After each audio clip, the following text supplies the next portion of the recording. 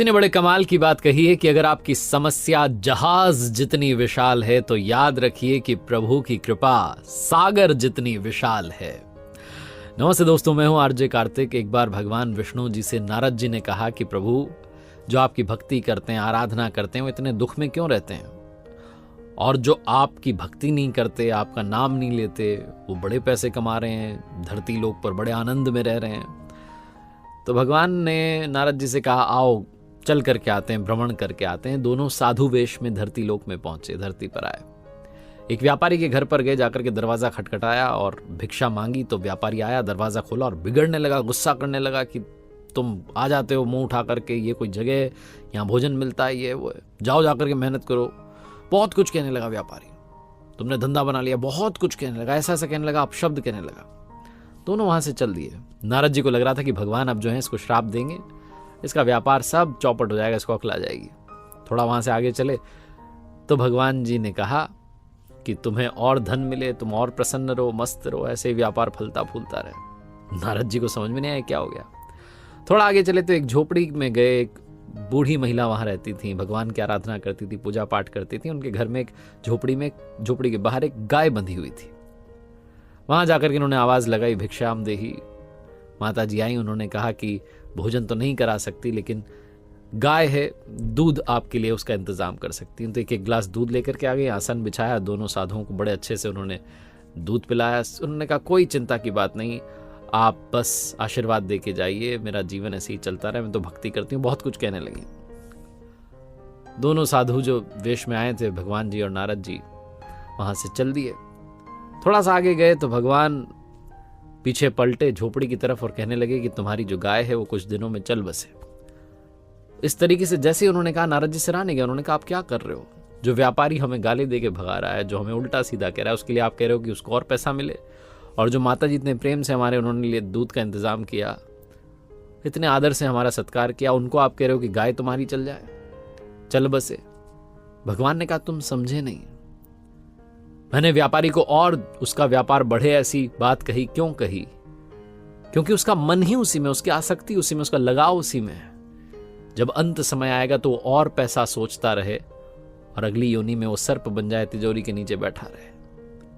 और बूढ़ी माता जी को मैंने कहा कि आपकी गाय जो है वो चल बसे। मैं नहीं चाहता कि जब वो अंत समय में पहुंचे तो गाय की चिंता करने लगें कि इस गाय को कोई ले ना जाए, इसको कोई मार ना दे।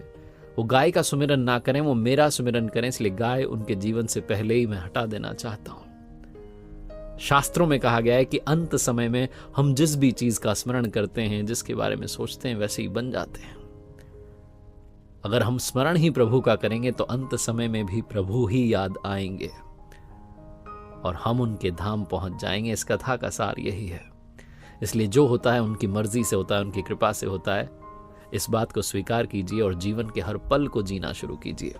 एक बार फिर से वही बात जो अक्सर आपसे कहता हूं, ऊपर वाले के आशीर्वाद के साथ, अपनी मेहनत और अपनों के प्यार के साथ कर दिखाओ कुछ ऐसा कि दुनिया करना चाहे आपके जैसा। इतने बड़े कमाल की बात कही है कि दूसरों की मदद करने का समय आज की दुनिया में किसी के पास नहीं है, लेकिन दूसरे के काम में अड़ंगा लगाने का समय आज की दुनिया में सबके पास है। नमस्ते दोस्तों, मैं हूं आरजे कार्तिक। एक बड़ी छोटी सी कहानी मुझे याद आती है एक भाई साहब की, जो सब्जी मंडी गए थे फल खरीदने के लिए, और फल वाले की दुकान पर गए तो जाकर के उन्होंने भाव पूछा कि केला क्या भाव है और एप्पल का क्या भाव चल रहा है। तो दुकानदार ने कहा, फल वाले ने, कि भाई साहब केले तो 40 रुपये दर्जन है और सेब का भाव चल रहा है 120 रुपये किलो। उसने जैसे ही बोला तो ये बोलने लगे कि अरे बहुत महंगा लगा रहे हो, थोड़ा ठीक लगाओ। जो मोल भाव की आदत होती है वो सब चल रहा था।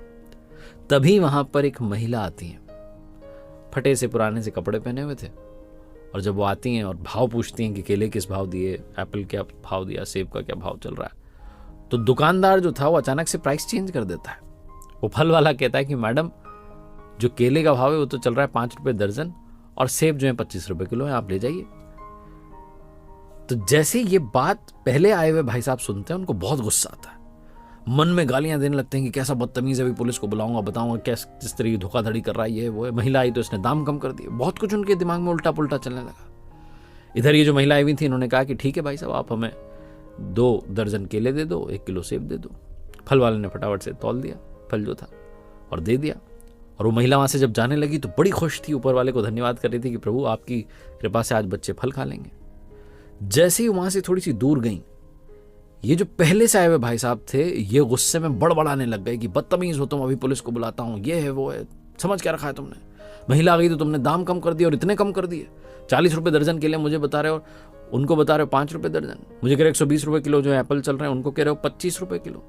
ये कौन सा डिफरेंस है, मुझे तो समझ में नहीं आ रहा। बहुत गुस्से में थे। फल वाले ने कहा भाई साहब मैं हाथ जोड़ के कहता हूँ आप मेरी बात तो सुन लो, पूरी बात तो सुन लो, पूरी बात तो सुन लो। उन्होंने कहा बता क्या कहना चाह रहा है। फल वाले ने कहा वो जो महिला भी आके गई ना, उनके पति को मैं जानता हूं, कुछ समय पहले उनका रोड एक्सीडेंट में निधन हो गया, उनकी जान चली गई, इनके घर में 2 छोटे छोटे बच्चे हैं। मैंने कई बार प्रयास किया कि इनकी मदद कर दूं, यहाँ सब्जी मंडी में बहुत लोग जानते हैं, यहाँ पास में ही रहती हैं, बहुत लोगों ने कोशिश की कि इनको थोड़ा पैसा दे दें, इनके बच्चों की शिक्षा का खर्चा उठा लें, लेकिन ये तैयार नहीं है, बहुत खुददार है। लोगों के घरों में जाकर के साफ सफाई का काम करती हैं, झूठे बर्तन मांजती हैं, सफाई करती हैं, सब करती हैं और अपनी खुददारी से जीवन जीती हैं। तो मुझे जब लगा कि कोई और तरीका ही नहीं है इनकी मदद करने का, तो मैंने सोचा कभी अगर मेरी दुकान पर फल खरीदने आएंगी तो सस्ते दाम में बेचूंगा। भोली भाली हैं, ये सोचती हैं कि यही भाव चल रहा है और मैं बस इनकी मदद करके खुश हो जाता हूं। वो जो गुस्से में थे पहले से आए भाई साहब, उनका गुस्सा बहुत शांत हो गया और ये जो फल वाला था ये कहने लगा कि आप आखिरी बात सुनिए, बहुत दिनों में कभी कभी आती हैं, 20-25 दिन में एक बार, लेकिन याद रखता हूं कि जब भी ये आती हैं मेरी दुकान पर बिक्री बहुत बढ़ जाती है। जिस दिन ये आती हैं ऐसा लगता है कि ऊपर वाले ने बहुत कृपा कर दी। भाई साहब मैं तो अपनी तरफ से थोड़ा सा बस मदद करने का भाव रखता हूं, ऊपर वाला पता नहीं किस भाव से मेरी ये जो छोटी सी झोपड़ी है इसमें बहुत कुछ भेज देता है।